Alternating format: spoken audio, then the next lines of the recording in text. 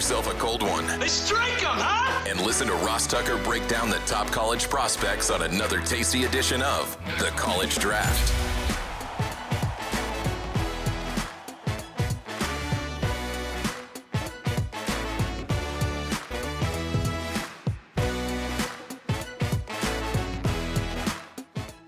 Yeah, it's Daddy Soda time here on the College Draft Podcast, always presented by DraftKings. I'm Ross Tucker, former NFL offensive lineman. Most of you know that. 5 teams, 7 years, long time ago now at this point. But thank goodness, because it enabled me to get these broadcasting gigs with CBS Sports on TV and Westwood One on the radio, as well as start a bunch of podcasts like the Ross Tucker Football Podcast. I thought Jason Fitzgerald, by the way, from overthecap.com was fantastic on today's Ross Tucker Football Podcast, talking about the Trevor Lawrence contract and the Tua situation, the Cowboys and the Jets.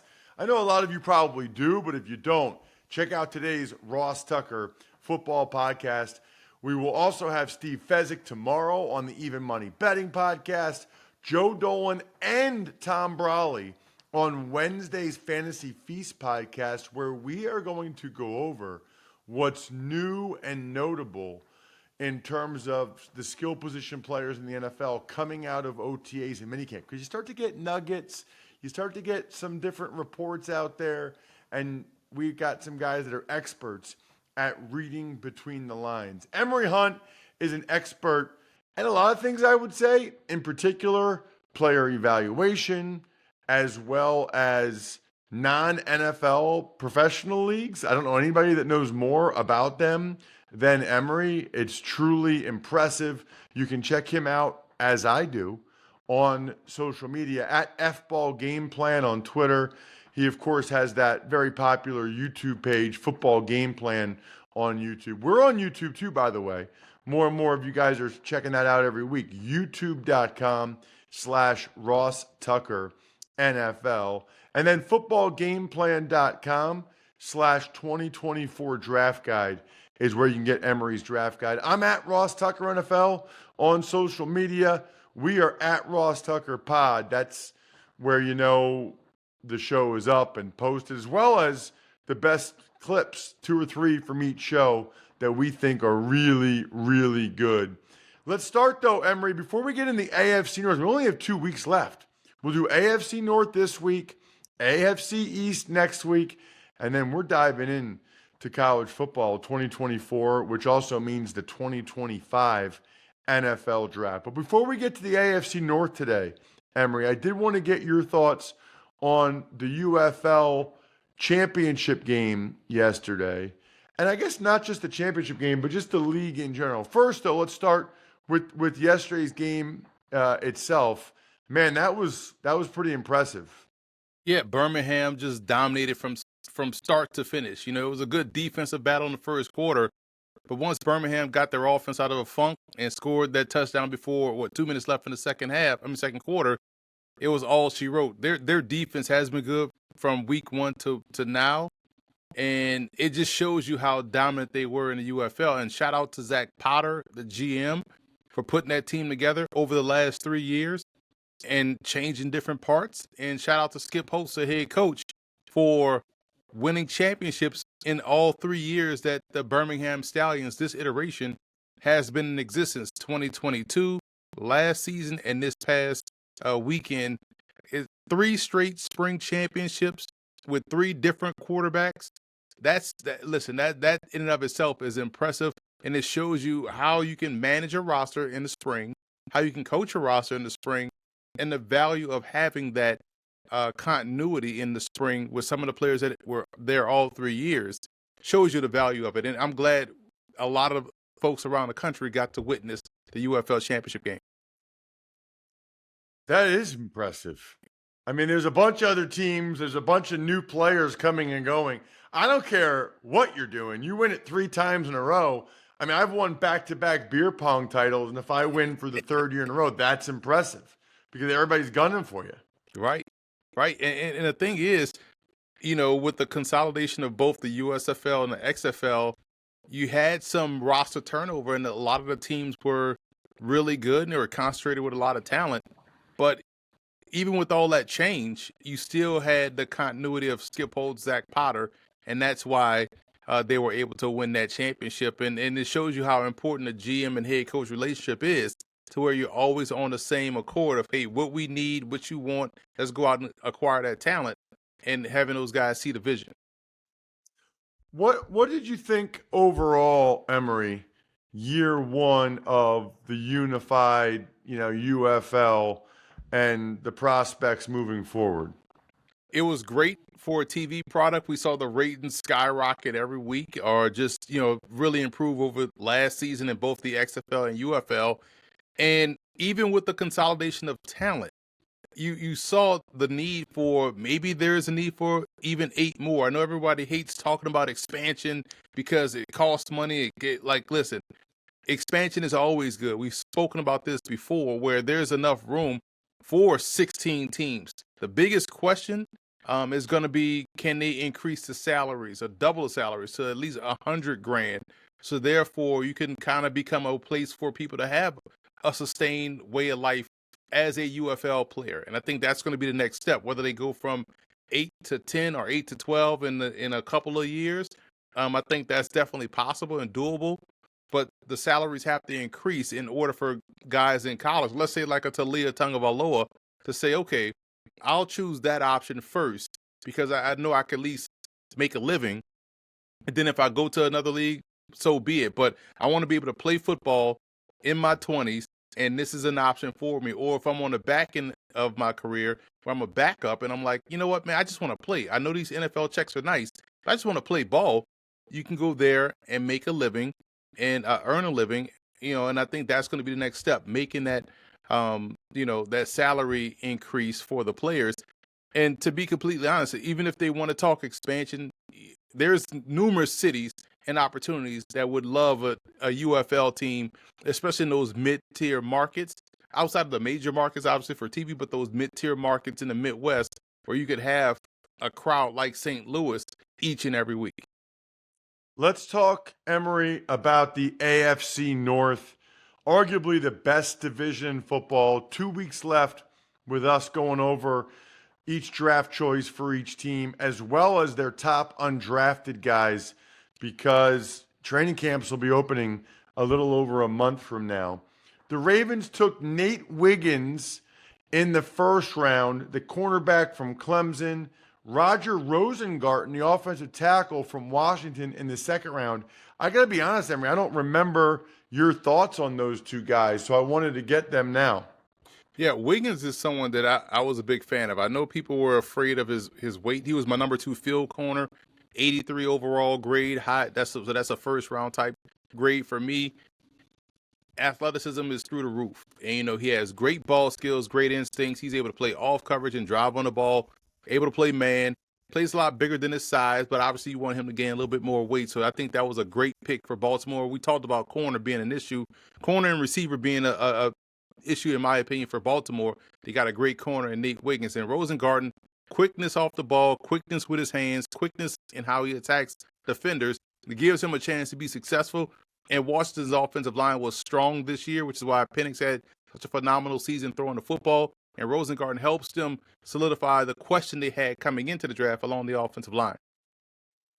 Okay, then round 3 and 4, they took Adisa Isaac, the other edge rusher, I guess you could say, from Penn State, along with Chop Robinson. Then in round 4, Devontae Walker, the wide receiver from North Carolina. And the other 4th round pick, TJ Tampa, another corner, this one from Iowa State. Yeah, this was a solid trio for Baltimore because Isaac is someone that's a very good contained defender. So he's probably a strong side defensive end in a 4-3 setting. He's going to hold the edge. He's going to play the run rather well. He won't get you beat. He won't sacrifice the edge. So you like his discipline there. But the other two, Walker was a very good pickup because he's someone that still has upside left. We know his story and how little he played at North Carolina and why that was. Finally got cleared, and once you saw his impact immediately for their quarterback in Drake May. He has tremendous acceleration, which allows him to beat a defender deep if he has a step, and he tracks the ball rather well. TJ Tampa plays a lot bigger than his size, which is impressive because he's 6'1", 189, so he's a big corner already. Good physical corner, and I like that Baltimore doubled down on that position where I thought they were rather thin. They seem to always be banged up in the secondary by the time it gets to like week 10, and so you got two very good corners. He was my number 6 boundary corner with a 77 grade, so I had a good grade on him as well, and I thought they did a great job in bringing in two top-tier corners in their secondary. All right, their next two picks, Rasheen Ali, the running back from Marshall. I think you were a fan, but I want to get clarity there. And then Devin Leary, the quarterback who finished up with Kentucky after being at NC State seemingly forever. He was better at NC State than he was at Kentucky. I felt like we were talking about Leary being potentially a high second-round pick, late first rounder after, I want to say, the 2021 season at NC State, but kind of just leveled off it with his upside. But he doesn't really fit what Baltimore's quarterback room looks like. So in terms of athleticism, so that was an interesting one. But Ali was somebody I was a big fan of. A+ explosion reminds me so much of Raheem Mostert and how if the lane is there and he hits it, it's a wrap. He's gone. And so it fits what they want in the backfield, coming off that zone read action or that play action that run action where you have to worry about the backside door with Lamar Jackson. And Ali is going to see advantageous boxes, and he has the explosiveness to really hit it. So that was a really good selection for them and what he brings to the table. Last two picks, Nick Samak, a center from Michigan State, and Sanusi Kane, a safety from Purdue.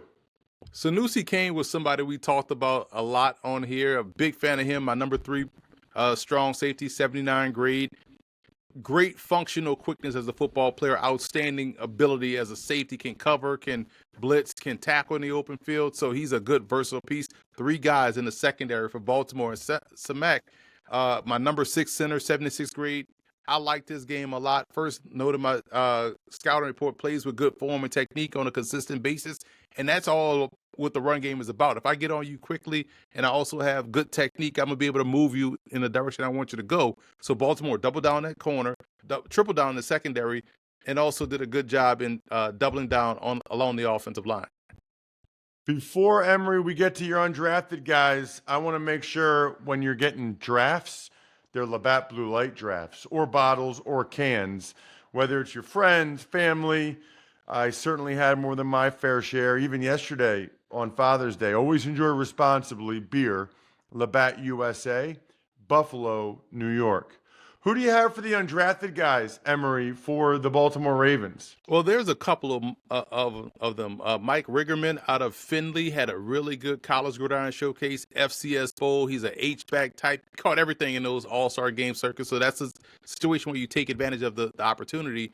Kadir Ishmael, I don't have a grade on, but I remember him from being a highly touted quarterback prospect going into Villanova. He finished up his career as a receiver at Samford. So I'm interested to see how he progresses. He's 6'7", about 205 pounds. I believe he's the son of Quadri Ishmael. Yeah. And so I remember him being a really good quarterback out of that Philadelphia area.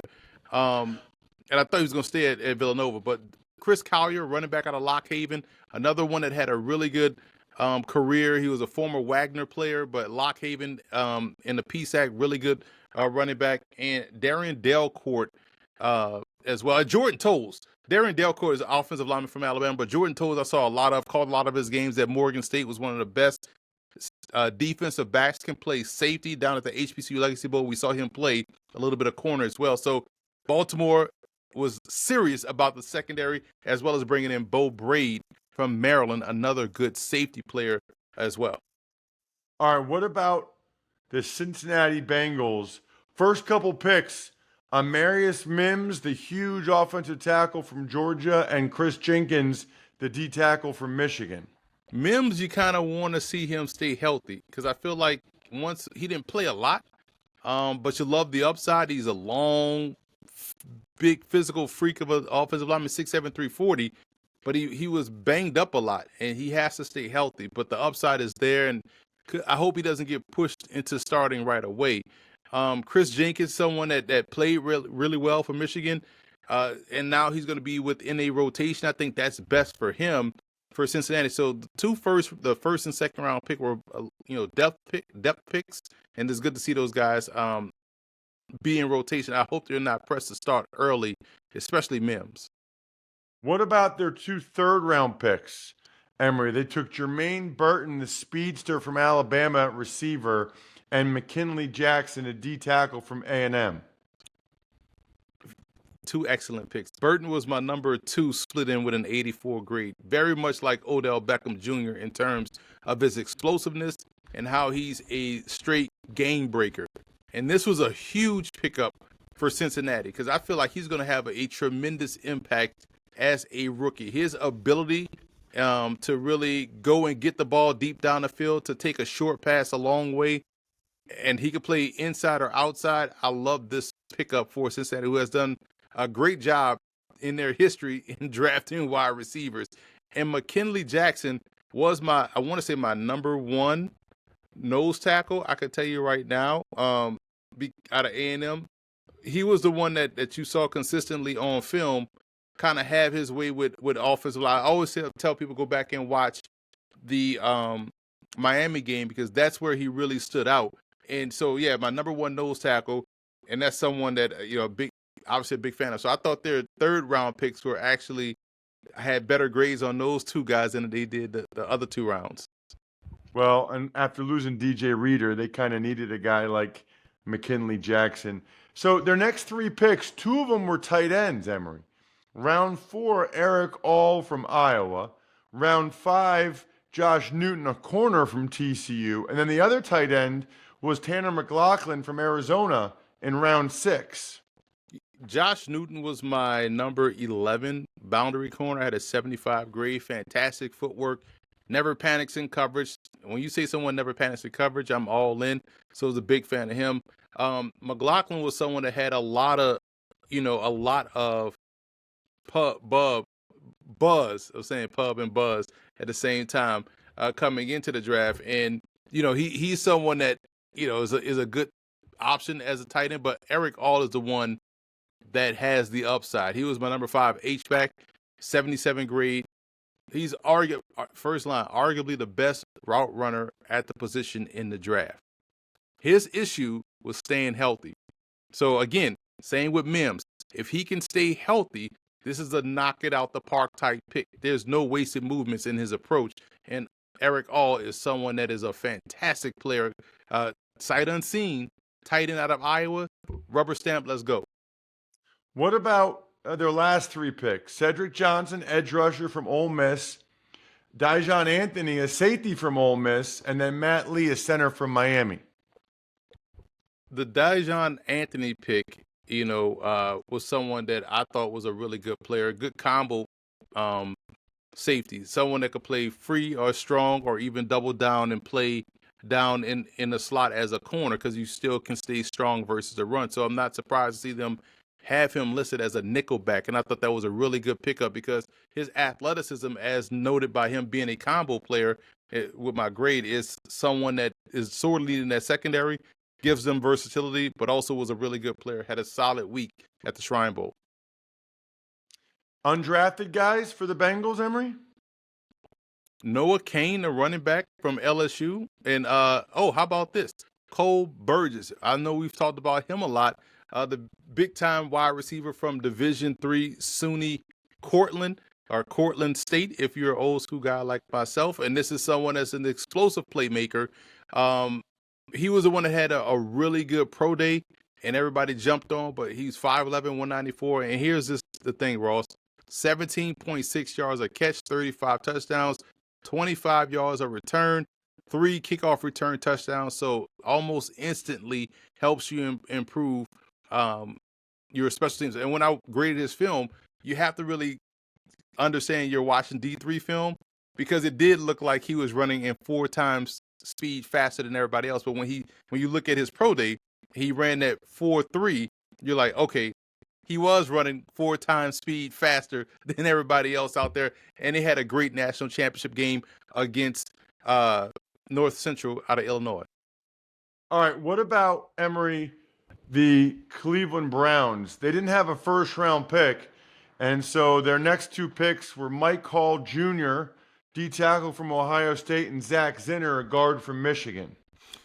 It was funny because with the Browns, we were like, man, they might have to package some picks because where are people going to fit on this roster? Because they are super deep, and so getting Mike Hall and getting, Zach Zinter were really depth picks. And I don't see these guys having the big impact, but Zinter was a guy that I really liked, my number 6 guard, 76.5 grade, quick to recognize looping twists and stunts and delivering a hellacious blow upon contact.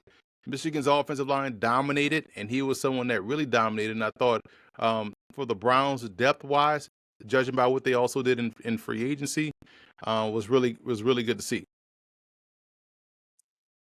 Their next few picks, the next couple, were Jamari Thrash, a wide receiver from Louisville, and Nathaniel Watson, a linebacker from Mississippi State. Thrash had a really good all-star game circuit. He was good at the Senior Bowl and, very good hand-eye coordination. Yes, the Senior Bowl running routes is always a situation where it's heavily slanted toward the offense, but in 7-on-7 and in team periods, he constantly stood out. He was actually one of the better receivers there that week. Watson, the linebacker, it's always tough for the Browns, because that's a really good position, and he was someone that's a really good athlete, good fluidity, probably a core special teamer, obviously day one when he steps on campus. Last two picks, Miles Harden, cornerback South Dakota, Jawan Briggs, D tackle Cincinnati. Harden, another one that played really well at the East-West Shrine Bowl, and he's someone that does a good job in man coverage. He's a physical player. He can tackle, run up and tackle. Core special team and one of the best defensive backs in the FCS this season. Undrafted guys for them, Emory? Yeah, you look at Javion Cohen, my number 1 guard out of Miami. I thought Cohen had some really good tape, and I was shocked he went undrafted. He had an 83 grade, in my opinion. Super impressive technician up front on the inside and did a great job consistently against McKinley Jackson of Texas A&M, who's with the Cincinnati Bengals. Let's move on to the Steelers. Last but certainly not least, we talked about Fatanu, but what about their next few picks? Man, I liked all these guys, just watching them in college. Zach Frazier, the center from West Virginia, Roman Wilson, wide receiver from Michigan, and then Peyton Wilson, the linebacker from NC State. Yeah, Frazier is probably going to be their starter at center. And you saw the focus here on the offensive line. Fatanu, we talked about him. Frazier and McCormick is the 4th-round pick out of South Dakota State. And Wilson is going to be in competition for their slot role. I like Wilson a lot. A lot of people love Wilson. But him going to Pittsburgh and being in the slot and competing with Calvin Austin was a great pick. Peyton Wilson to me was, I hate to have the tagline, if he stays healthy, but if he stays healthy, he is outstanding. He was my number 1 outside linebacker. I graded him as a weak side backer with an 82.5 grade. So him and Fatanu, I had 80 plus grades on, and that's where I thought Pittsburgh really knocked it out the park. Their last 3 picks, Mason McCormick, a guard from South Dakota State, Logan Lee, a D tackle from Iowa, and Ryan Watts, a corner from Texas. I was a big fan of Ryan Watts. I know he played corner, and they have him listed as a corner, but I thought he was more of a safety, more of a combo safety. I grade him as a combo safety. He's my number 3 combo safety. He's a big physical player. He's 6'2", 208. And he could match up versus the bigger wide receivers. It's the smaller, quicker ones that tends to give him a little bit of conflict. But him going in round 6, I thought was probably because of what he ran in the 40-yard dash. But outside of that, he could match up against those receivers. He could match up against those athletic tight ends. And I thought that was a really good pickup for Pittsburgh. Undrafted guys, Emory? They really didn't have much, but Dajuan Edwards, the running back out of Georgia, John Reese Plumlee, UCF, but not really much to speak of. Another team that had a lot of depth that didn't really use undrafted free agents, did a lot of their damage during free agency.